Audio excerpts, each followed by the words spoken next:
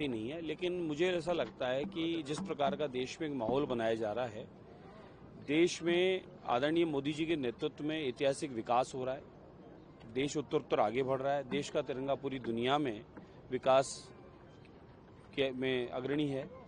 अब उसको कहीं ना कहीं कुछ जिहादी किस्म के लोग, मेरे को लगता है कि वो ऐसा माहौल बनाकर देश में जिस प्रकार का वातावरण चल रहा है, देश में शांति है, अमन है, चैन है और सबका विकास हो रहा है, कुछ षड्यंत्र ऐसा रचा जा रहा है कि आज पहले तो ऐसी कभी कोई ऐसे न नारे लगे, न कोई पोस्टर लगे, न इस प्रकार का कुछ हुआ। मैं भी मेरे इष्ट की आराधना करता हूँ, तो मैं अपने इष्ट का नाम लेता हूँ। इन लोगों को अपने इष्ट की आराधना में, अपनी भगवान में इतनी अगर खुशी है तो ये अपने अपने आराधना स्थल पर जाएं, वहाँ जाके पूजा पाठ करें, आवाज़ लगाएं, 5 टाइम लगाते ही हैं, कोई मना थोड़े ही है। लेकिन ये एक नया ऐसा प्रोपेगेंडा चलाया जा रहा है, कुछ ऐसे किस्म के लोग हैं जो कहीं ना कहीं माहौल खराब करना चाहते हैं। यूपी में भी प्रयास किया था, लेकिन हम होने नहीं देंगे। इस प्रकार की कोई हरकतें कर रहा है तो वो अब उसकी बाकायदा इजाज़त ले और उसका जो नियम कायदा है, उसको जुलूस निकालना है, हल्ला करना है, कोई पोस्टर बैनर लगाने हैं, तो उसका नियम कायदा है, वो करे, उसमें कोई आपत्ति नहीं, लेकिन नियम से करे। इस प्रकार से ऐसे नहीं रोडों को जाम करके इस प्रकार का माहौल बनाकर और देश में अराजकता फैलाने का काम करे, वो कतई उचित नहीं है। राहुल गांधी ने फिर यहाँ की राजनीति के बारे में क्या बताएं साहब, मैं तो शुरू से कहता आ रहा हूँ कि ये गांधी परिवार के, गांधी जी का नाम लेके जो परिवार इस देश में है, भले वो सोनिया जी हों या सोना जी का बेटा हो या उनके जवाई वाड्रा जी हों या उनकी बेटी प्रियंका जी हो, यानी कुल मिलाकर मम्मी बेटा और जीजी जिया जी की ये जो पार्टी है कांग्रेस, इस कांग्रेस का राहुल गांधी का चाल चलन आप देख लो। इस भारत में रहते हैं, भारत का खाते हैं और लगातार पिछले 60-65 साल भारत को लूटा इन्होंने। उसके बाद इस भारत की बुराई करते हुए थकते नहीं है।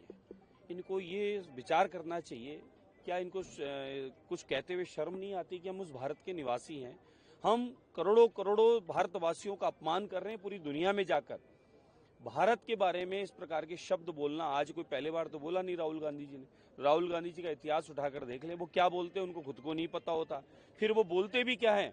भारत के बारे में जाकर भारत की बाहर निंदा करना, भारत का कहीं ना कहीं सम्मान कम करने का काम करना, भारतवासियों का कहीं ना कहीं सम्मान कम करने का काम करना, यानी भारत विरोधी बातें करना, ये राहुल गांधी की पहचान बन चुकी है। जो अपना काम कर रहे हैं, जो बिल्कुल उचित नहीं है, इसीलिए देश ने इनको डिलीट कर दिया है। और आने वाले समय में जिस प्रकार से राहुल गांधी इस भारत का प्रचार प्रसार, अपनी भारत की निंदाएं करके कर रहे हैं, तो ये माने कि भारतवासी भी इस चीज को बर्दाश्त नहीं करेंगे। राजस्थान विश्वविद्यालय में कार्यक्रम हुआ था 30 सितंबर, उसको लेकर अशोक गहलोत का कहना है कि विश्वविद्यालय में ऐसे कार्यक्रम नहीं होना चाहिए। पहले तो स्वयं सेवक संघ परिवार क्या है, अशोक गहलोत जी को एक बार स्वयं सेवक संघ परिवार में आना चाहिए और मैं कहूंगा कि उनको प्राथमिकी कर लेनी चाहिए, तो उन्हें इस चीज का एहसास हो जाएगा कि ये राजनीतिक संगठन नहीं है।